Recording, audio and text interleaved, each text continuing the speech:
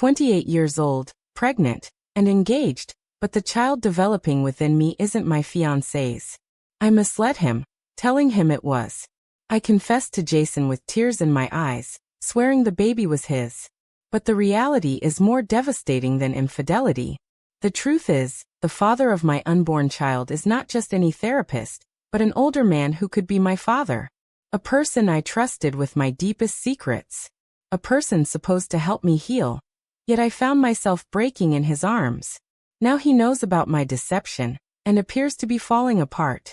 Yesterday, he said something that left a lasting impression. If you do not disclose the truth to Jason, I will. However, Jason doesn't know he is this man's long-lost son. Before proceeding, I want to express my deepest gratitude for your presence here.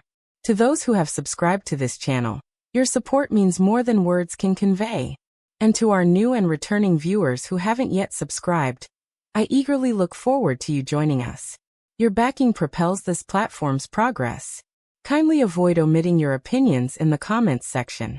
Each word, each response, your perspectives carry weight. Let's rewind to the origin. I am Vera, born and bred in Nevada. Trauma has trailed me like a specter since I was 13. My mother succumbed to an overdose. My stepfather drowned his anger in alcohol, turning his fists on me. From relationship to relationship, I fled, seeking solace in someone who would remain. Then came Jason. He was distinct at first. Orderly. Handsome. Aspiring. Employed in finance, he spoke like a politician, kissed like a stranger. On paper, we were perfect. However, privately, I felt insignificant. His affection was icy, contingent. So I sought therapy. Jason advocated for it. In fact, he believed I required emotional healing. It was during therapy that I encountered Christopher. He was composed, mature, with silver hair and gentle eyes. He never pressed me. He merely listened. Each time he spoke, it felt as if he could discern hidden aspects of me that no one else ever had. Regularly, I found myself returning to that tranquil room, pouring out my deepest secrets, my guilt, my terror, my isolation. He never passed judgment, not a single instance. And then, following an evening session, I lingered longer than usual. It was the night after hearing about my old friend's suicide. I crumbled entirely before him. Jason barely reacted when I told him, but Christopher, he drew nearer, his chair scraping the floor gently. His hand reached mine, offering warmth I hadn't felt in years. In that moment, all boundaries, rules, ethics seemed to fade away. That night, grief and desire intertwined. I recall the tears, the hushed words. You are not shattered. If only I could say I walked away and never looked back. But I didn't. I returned the following week, then the one after that. A month had passed before I missed my period, and 2 lines on a test confirmed it. My hands trembled, my heart pounded.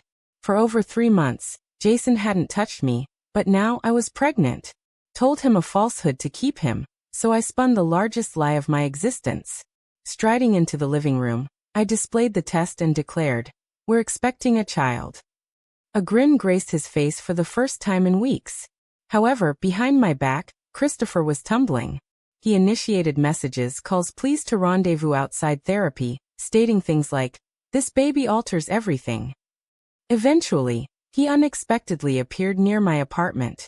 His complexion was wan, his hands trembling, and there was a hint of mania in his eyes. Then he whispered something that chilled me to the bone. "You told him the child is his? If you don't disclose the truth to Jason, I will, Vera." I remained speechless, not due to his threat, but because he was unaware of the storm he was stirring. Christopher was oblivious that Jason is his own offspring. Sleepless nights ensued after that incident. All I could do was gaze at the ceiling, one hand resting on my abdomen, the other gripping my phone, anxiety mounting with each incoming call from Christopher. He had never addressed me like that before, not even in therapy sessions. That night as we surpassed the boundary line, his voice echoed with dread, compulsion, and instability. He had morphed into a tempest I couldn't foresee, and I held the flame igniting the blaze. By dawn, I silenced my phone. I informed Jason I was going for a stroll, yet headed to Christopher's office unannounced. His visage mirrored exhaustion, his eyes were bloodshot. He had ceased grooming himself. Documents lay strewn over his desk as if he no longer valued order. I told you to calm down, I said. He rose. You cannot dictate tranquility to the mother of my child, Vera. I flinched, never having seen him in such a state. He was usually so restrained, deliberate. But now he was disintegrating, and I felt the burden of my decisions bearing down on us both. I am entitled to be part of that child's life, he asserted. You do not grasp the situation, I murmured. If Jason learns about this, it will annihilate him. Christopher's jaw tightened.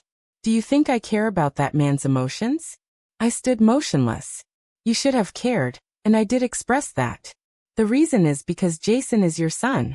He looked at me in disbelief. A moment passed, then another. He laughed, but not out of joy. It was a laugh that turned into sobs. That's not funny, he said. But I wasn't joking, Christopher. I revealed to him what I found months ago, long before the baby. I found an old family photo in Jason's childhood box, a photo of a younger Christopher standing next to Jason's mother. The same week, I researched his full name. I saw an old wedding announcement. I saw the divorce record. I pieced it together, but I had hidden it, denied it, until now. He slumped in his chair, hands over his face. He was 10 the last time I saw him. Yes, I acknowledged softly. He wept silently, as if choking on everything he had lost. I never imagined I would see him again. And now, when he looked at me, there was so much shame, it made my stomach knot up. You ought to have informed me, you stated, and you should never have allowed it to transpire, I retorted. You were my counselor. A pause ensued. The truth hurt us both. I exited his office feeling shaky, guilt choking my throat like venom. That evening, I returned home and attempted to maintain a semblance of normalcy. I prepared dinner. I inquired about Jason's day. He mentioned work was taxing, that his father had attempted contact years ago, but he hadn't responded. He was dead to me since he left, Jason murmured. I nodded. My heart raced. A few days later, it all crumbled apart. Jason was in the kitchen when I heard him call out. Vera? Who is Christopher? I stood frozen. Why? He displayed his phone. There was a voicemail from an individual named Christopher. I assume he dialed incorrectly? Listen to this, he added before I could halt him. The sound of Christopher's voice filled the room, trembling, emotional. Jason, you no longer recognize me, but I know you are engaged to Vera. I need to speak with you. It concerns the baby. There's something you need to be aware of. Jason halted, his countenance paling. What on earth is happening? He murmured, tense. At that instant, I recognized. My deceits were not merely fracturing. They were on the verge of detonation. Jason fixed me with a gaze, as if I was a stranger, as if I had just shattered his entire world with a sledgehammer and enjoyed it. Vera, he said, voice trembling. It struck me then, he was referring to the baby. I found myself unable to speak. My body felt like stone. He advanced towards me, demanding an answer. Now. Swearing by God if you lie to me again. My gaze locked with his. My voice faltered. I am sorry. His expression froze. That was all it took. That one sentence confirmed everything. He recoiled, saying softly, you deceived me. You deceived. And you conceived a child. I nodded, tears flowing freely. Christopher is my father, Vera. I attempted to clarify, attempting to explain how I didn't know at first. Attempted to explain the pain, isolation, perplexity, sorrow to him, but my words seemed pointless. He stood in our living room shattered, his fists balled tight, breathing laboriously as if struggling for air. Then he turned and walked out, leaving without shoes or phone through the front door into the Vegas night. I crumpled to the floor. Time blurred. Hours merged into days, I can't recall precisely. Upon checking my phone later, there were no messages from Jason, but one from Marla. Are you all right? You need to call me. Jason confided in her. I dialed her number on the first ring, and she responded. I don't even recognize you anymore, she said. How could you do that to him? To yourself? I cried. I never intended to inflict pain. I hadn't planned for any of this. But you lied, she retorted harshly.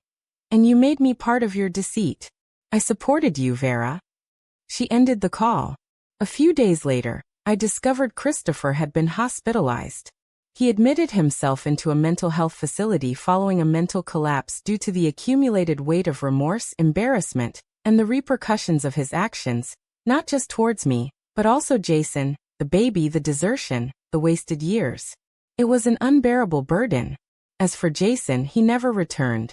He departed 2 weeks later, leaving a note behind, no farewell, merely a brief message. I loved you. Yet you shattered something irreparable. Now, I reside in solitude in a tranquil apartment. My abdomen expands daily. I am unsure if this child will ever recognize their father. I am uncertain if I will ever find forgiveness, but I have ceased to deceive. That is where I had to start. There are nights I wake up choking, believing I hear Jason's voice. Days I contemplate contacting Marla. Hours I dwell on the past, questioning if one different choice could have saved us all. However, I cannot alter the past. I can only nurture this child with honesty, as I have learned this lesson most painfully. Secrets inevitably surface. Deceit erodes everything, and when truth ultimately emerges, it lays waste to all in its path. Thank you for tuning into my narrative. If this stirs emotions within you or provokes contemplation, kindly express your thoughts below. Was Vera misguided from the outset? Or was she simply another damaged spirit attempting to endure? How would you react in her situation? Recall that liking, subscribing, and sharing this video are much appreciated. And pass this tale on to someone who might find solace in it. Until our next encounter, stay resilient, stay truthful, and remain faithful to yourself.